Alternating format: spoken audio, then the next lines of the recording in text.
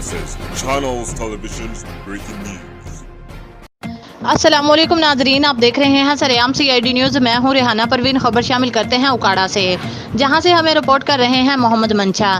ان کا کہنا ہے اوکاڑہ ستگھرا پولیس کی بڑی کارروائی۔ DSP رنالہ سرکل احسن اللہ کی زیر نگرانی تھانہ ستگھرا اور CIA سٹاف رنالہ خرد نے مشترکہ کارروائی کرتے ہوئے خطرناک گینگ کے 2 ملزمان اللہ دتا سکنا 18 GD نوید ولد حفیظ سکنا ٹھوکر نیاز بیگ لاہور کو گرفتار کر لیا۔